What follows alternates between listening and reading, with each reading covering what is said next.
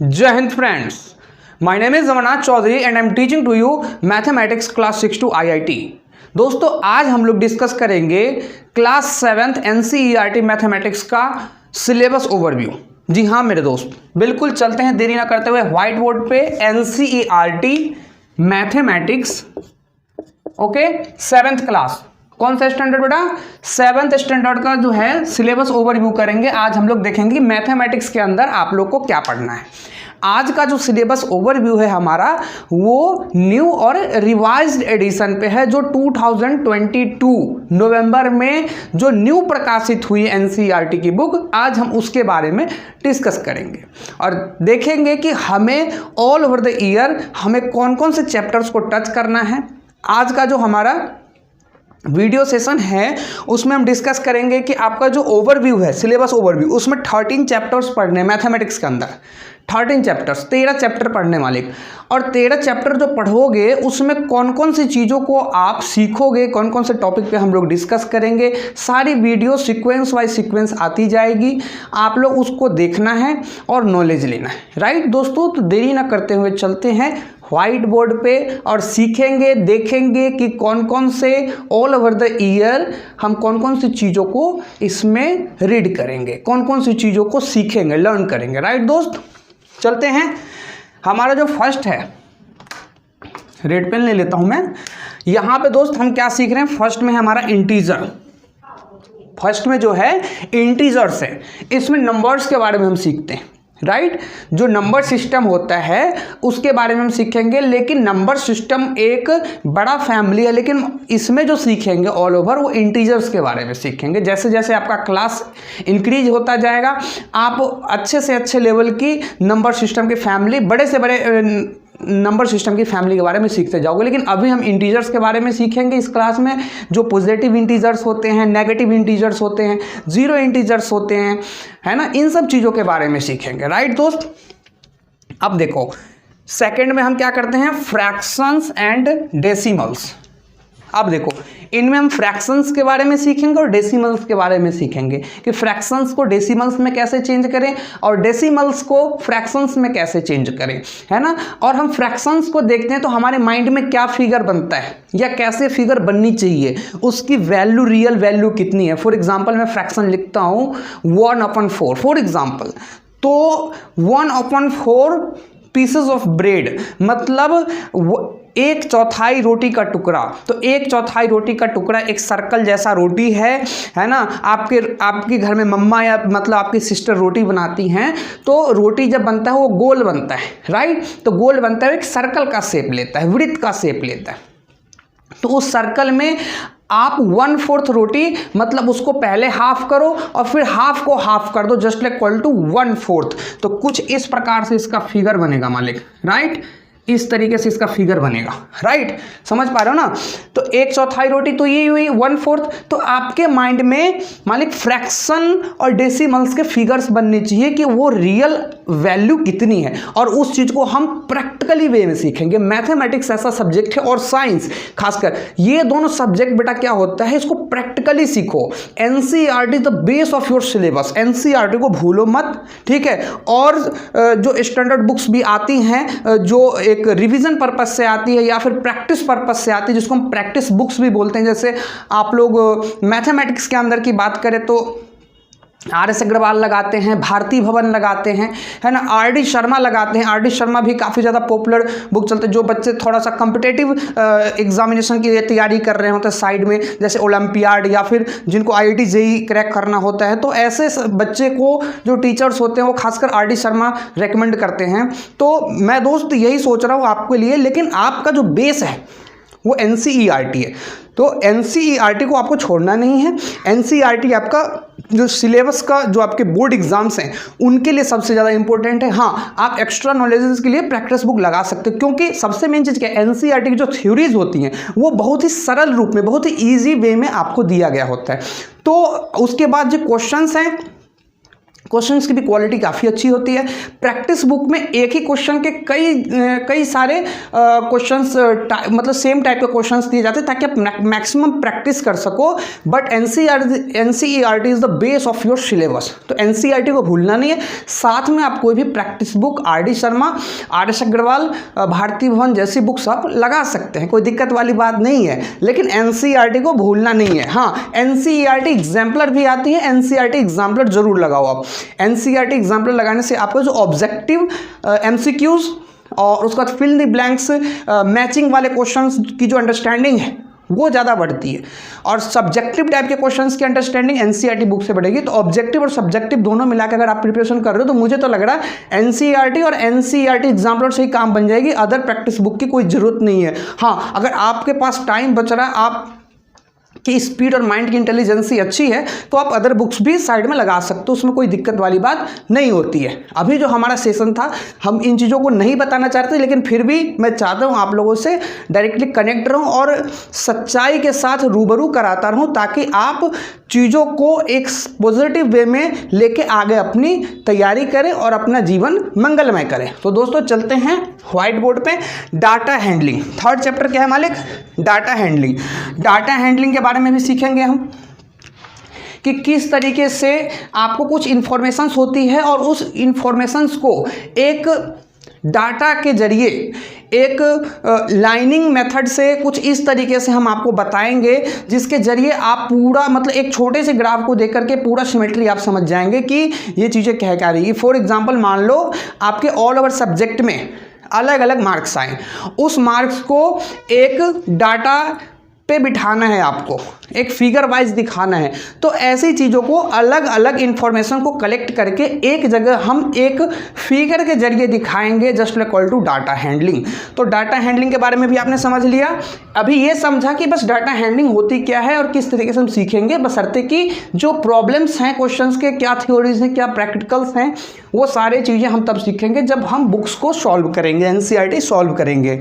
Okay दोस्त, यहाँ पे क्या है? Fourth, simple equations. ये अलजेब्रिक चैप्टर है, अलजेब्रा का चैप्टर है, सिंपल इक्वेशंस। इक्वेशंस के बारे में सीखेंगे कि मैथ्स में किस तरीके से इक्वेशंस होते हैं, है ना, और कौन से इक्वेशंस को सॉल्व हम किस तरीके से करते हैं, और इक्वेशंस की आइडेंटिफिकेशंस क्या होती है, कौन सा क्वाड्रेटिक इक्वेशन है, पॉलिनोमियल, बाइनोमियल, मोनोनोमियल, है ना। तो इस तरीके की जो चीज़ें होती हैं हम तो वो सिंपल इक्वेशंस में सीखेंगे। छोटी छोटी चीज़ें उसमें सिखाई जाएंगी। अभी 7th क्लास में कोई हायर लेवल स्टैंडर्ड नहीं होता है अलजेब्रा का, स्मॉल स्टैंडर्ड ही होता है। तो उन सब बेसिस पे हम क्या करेंगे, क्वेश्चंस को सॉल्व करेंगे after theory, right. Lines and angles, lines and angles, ये आपका ज्योमेट्रिकल चैप्टर है। तो लाइंस के बारे में सीखेंगे और एंगल्स के बारे में सीखेंगे, राइट। उसके बाद चलते हैं बेटा the triangle and its properties. हाँ, आपने शेप्स पढ़े होंगे, उस शेप्स के अंदर आपने ट्राइंगल पढ़ा होगा, और ट्राइंगल में कौन कौन सी प्रॉपर्टीज होती हैं, ट्राइंगल्स के टाइप्स क्या होते हैं, एंगल वाइज क्या टाइप्स होते हैं, साइड्स वाइज क्या टाइप्स होते हैं, उनकी प्रॉपर्टीज क्या होती है ट्राइंगल की, ये सारी चीज़ें आपको उसमें पढ़ने का मौका मिलेगा। चलते हैं दोस्त नेक्स्ट टॉपिक पे, कंपेयरिंग क्वांटिटीज। क्वांटिटीज़ को कंपेयरिंग किस तरीके से करते हैं, कंपेयरिंग क्वांटिटीज़ के साथ हम कैसे खेलते हैं। सही बताऊं दोस्तों, इसमें आपको बहुत सारी ऐसी इंफॉर्मेशंस मिलेगी जो रियल लाइफ से जुड़ी हुई होती हैं। Comparing quantities just equal to comparing quantities. बात आ रही समझ में? ये रियल लाइफ में भी एक्सेप्टेशन आप फील करोगे कि कंपेयरिंग क्वांटिटीज़ का कहाँ कहाँ पे यूज़ होता है। जैसे अभी आपको SI के बारे में भी पढ़ाया जाएगा, CPSP के बारे में भी पढ़ाया जाएगा कि कॉस्ट प्राइस क्या होता है, सेलिंग प्राइस क्या होता है, राइट। उसके बाद आपको SI के सिंपल इंटरेस्ट के बारे में पढ़ाया जाएगा कि आप किसी से कोई पैसे उधार लेते हैं तो एक XYZ किसी भी रेट पे लेते हैं कि कितना परसेंटेज का रेट एनुअली चल रहा, उसके हिसाब से फिर आपको बाद में अमाउंट पे करना पड़ता है। तो उन सारी चीज़ों के बारे में आप सीखोगे और मतलब रियल लाइफ में उसकी काफ़ी ही अच्छी अहमियत होती है मालिक। ठीक है, रैशनल नंबर्स। जी मालिक, अब ये रैशनल नंबर आप पढ़ोगे जो कि एक नंबर सिस्टम का ही पार्ट है। जैसे हम इंटीजर्स पढ़ते हैं, इंटीजर्स के बाद हम पढ़ेंगे यहाँ पे 8th चैप्टर में कि हाँ जी रैशनल नंबर्स क्या होते हैं, राइट। इसमें इरेशनल नंबर का कहीं भी डिस्कशन नहीं है, ये रैशनल नंबर के बारे में डिस्कस है, वो भी हम पढ़ेंगे, लर्न करेंगे इनको। 9th चैप्टर में चलते हैं मालिक, पैरामीटर एंड एरिया। ये मेंसुरेशन का चैप्टर है, पैरामीटर एंड एरिया, कि पैरामीटर्स कैसे निकालें, एरिया कैसे निकालें।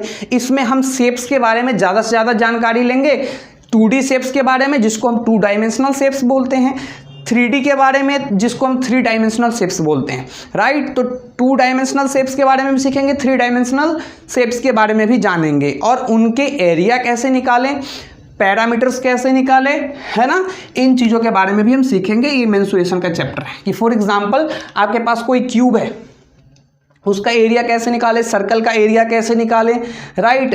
सेमी सर्कल का एरिया कैसे निकाले, उसके बाद एरिया का पैरामीटर्स कैसे निकालते हैं, सरकमफेरेंस कैसे निकालते हैं, रेक्टेंगल का पैरामीटर्स कैसे निकालते हैं, स्क्वायर का पैरामीटर कैसे निकालते हैं। तो वो सारी चीज़ें यहाँ पे आपको सीखने को मिलेंगी।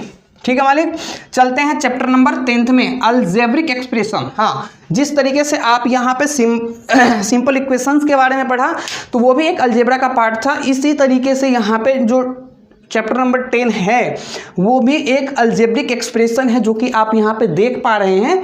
ये भी बेटा आपका जो है अलजेब्रा का ही पार्ट है, अलजेब्रिक एक्सप्रेशंस। तो आपने इक्वेशंस इस चैप्टर में आप सीखोगे, इक्वेशंस के बारे में सीखोगे, यहाँ पे अलजेब्रिक एक्सप्रेशंस के बारे में सीखोगे, राइट। तो दोनों चैप्टर जो है वो अलजेब्रा से ही रिलेटेड है। 11th chapter number 11, exponents and powers. Exponents, हाँ, अब मालिक देखो यहाँ पे आप एक्सपोनेंट्स, पावर्स के बारे में सीखोगे, राइट। बेस के बारे में सीखोगे, पावर के बारे में सीखोगे, कुछ बहुत सारी इसमें ना ट्रिकी फार्मूलाज भी होते हैं जो मैं लेके आऊँगा जब चैप्टर आपका रन करूँगा, तब लेके आऊँगा। बहुत ही अच्छे अच्छे फार्मूलाज होते हैं, उनको भी आपको थोड़ा बहुत ट्रिकी होता है, आपको एक स्मॉल अंडरस्टैंडिंग लानी पड़ेगी। आप फार्मूला टक से सीख जाओगे ऐसे यूँ। तो उन चीज़ों को भी आपको यहाँ पे सीखना है, exponents and powers, right. Chapter number 12 में सिमेट्री। सिमेट्री क्या होते हैं मालिक, ठीक है। सिमेट्री के बारे में भी आपको सीखना पड़ेगा। और मैं सही बता दूं कि सिमेट्री जो होता है वो किसी भी शेप के विजुअल अंडरस्टैंडिंग के ऊपर डिपेंड करता है कि हाँ जी सिमेट्री है, इसका हाफ मिरर क्या होगा, किस तरीके से इसको हाफली डिवाइड करेंगे, है ना। और सबसे मेन चीज़ क्या है, जो सिमेट्री है मालिक यहाँ पे, उस सिमेट्री को आपको लॉन्ग टाइम के बाद भी उसको यूज़ करना पड़ेगा। जैसे कोई मैकेनिकल इंजीनियरिंग करता है तो उसको सिमेट्री के बारे में ज़रूर जानना होता है कि हाँ जी सिमेट्री क्या कह रही है, किसी भी प्रोडक्ट की, किसी भी कंपोनेंट की क्या सिमेट्री है ना, कहाँ पे चेम्फर है, एंगल है, कहाँ पे रेडियस बन रहा, कहाँ पे, मतलब इसका सही बताऊं काफ़ी ही ज़्यादा इंजीनियरिंग लाइन में सिमेट्री का बहुत ज़्यादा यूज़ है। और रियल लाइफ के अंदर भी अगर कोई डिज़ाइनिंग फील्ड में जाना चाहता है या फिर रिसर्च एंड डेवलपमेंट के फील्ड में जाना चाहता है, तो उन सारे बच्चों को खासकर सिमेट्री जैसे चीज़ों को बहुत ही, मतलब क्योंकि सबसे मेन चीज़ क्या है, सिमेट्री जो होती है चैप्टर वो शेप से रिलेटेड होता है। तो दोस्तों मैंने आपको बताया जो सिमेट्री होता है वो सिमेट्री शेप से रिलेटेड होता है, और वो शेप जो होता है वो आपको आगे जाके बहुत ही फ़ायदा देगा कि किस चाहे वो मैकेनिकल इंजीनियरिंग हो या फिर डिज़ाइन का फील्ड हो। अभी पता है आपको जो डिज़ाइनिंग फील्ड है वो कितना ज़्यादा आगे जा रही है, चाहे वो मैकेनिकल डिज़ाइनिंग हो और भी बहुत सारे ऐसे डिज़ाइन के फील्ड आते हैं। कोई भी इंडस्ट्री के अंदर, कॉर्पोरेट वर्ल्ड के अंदर डिज़ाइन सेक्टर बहुत ही ज़्यादा अभी प्रचलित हो रहा है, रिसर्च एंड डेवलपमेंट डिपार्टमेंट बहुत ही ज़्यादा प्रचलित हो रहा है। तो ऐसे डिपार्टमेंट्स, हायर डिपार्टमेंट्स के जाने के लिए ये जो चैप्टर है बहुत ही, मुझे ऐसा लगता है पर्टिकुलरली, क्योंकि मैंने एक्सपीरियंस किया इन चीज़ों को, कि सिमेट्री चैप्टर जो है बेटा बहुत इंपॉर्टेंट चैप्टर है, आपके आगे तक के लिए भी बहुत ही ज़्यादा इंपॉर्टेंट चैप्टर है। मैं सही बताऊँ आपको 6th क्लास के NCERT सिलेबस ओवरव्यू में मैंने बताया था, इस कंटेंट को रिड्यूस कर दिया गया, इस चैप्टर को रिड्यूस कर दिया, जो कि पहले वाले NCERT जो थी उस सिमेट्री, उसमें जो था सिमेट्री नाम का चैप्टर था, जबकि उसको बिल्कुल जीरो कर दिया गया, ऑल ओवर डिलीट कर दिया गया है। मैं तो सही बताऊं कंटेंट भी रिड्यूस करके देते तो एक सेटिस्फैक्टरी थी, बल्कि इसको क्या कर दिया गया था, जीरो कर दिया गया है। जो न्यू रिवाइज्ड एडिशन है एनसीईआरटी की क्लास 6 की मैथमेटिक्स की। लेकिन आप मतलब सही बताऊं, आपका जो 12 नंबर चैप्टर है सिमेट्री, ये पहले भी था और अब भी है। तो मैं सही बताऊं, अगर कंटेंट रिड्यूस करके भी चैप्टर को जरूर इंट्रोड्यूस करवाना चाहिए, ताकि ये चीज़ें इन फ्यूचर आपको एक अच्छी एक्सपीरियंस दे सके और एक अच्छा नॉलेज हाई कर सके, राइट। तो सबसे main cheese symmetry is very very important, बहुत इंपॉर्टेंट है। मैं सही बताऊं, सिलेबस के पॉइंट ऑफ व्यू से किसी चीज़ को देखना उतना ज़्यादा इंपॉर्टेंट नहीं है, क्योंकि केवल आप सिलेबस में नंबर लाने के लिए, बोर्ड्स एग्जाम्स में नंबर लाने के लिए नहीं पढ़ रहे हो। ये चीज़ें इन फ्यूचर भी काम आने वाली है। आप, मैं सही बताऊं, आप कोई आर्ट्स के फील्ड में जाना चाहते हो, मैं इन चीज़ों के बारे में डिस्कस नहीं कर, लेकिन साइंस के फील्ड में जानते हो, मैथ्स के फील्ड में जाना चाहते हो, कॉर्पोरेट वर्ल्ड में जाना चाहते हो, टेक्निकल इंडस्ट्री से आगे बढ़ना चाहते हो, तो टेक्निकल इंडस्ट्री के अंदर में मैथमेटिक्स का यूटिलाइजेशन बहुत ही ज़्यादा है। और खासकर शेप है, मान लो ये मार्कर है, जिस फोन से आप वीडियो को देख रहे हो उसका भी तो किसी ने डिजाइनिंग किया होगा मालिक। उसके अंदर में बहुत सारे शेप्स को डिजाइन किया हो, कई सारे पार्ट्स को असेंबल करके एक प्रोडक्ट बनाया जाता है। उस हर प्रोडक्ट्स की अपनी इंजीनियरिंग ड्राइंग होती है, और इंजीनियरिंग ड्राइंग जो होती है उसमें शेप्स का वर्क होता है। और जब शेप्स रिलेटेड होता है आपका सिमेट्री से, तो जब तक आपको सिमेट्री समझ में नहीं आएगा, शेप समझ में नहीं आएगा, इस चीज़ को याद रख लो। आज जिस चीज़ को हम पढ़ रहे हैं उसका इंप्लीमेंटेशन आपको 10 साल के बाद होने वाला है। ये रियल लाइफ इंप्लीमेंटेशन की बात मैं कर रहा हूं, केवल एग्जाम में मार्क्स उठाने वाली बात नहीं कर रहा हूं।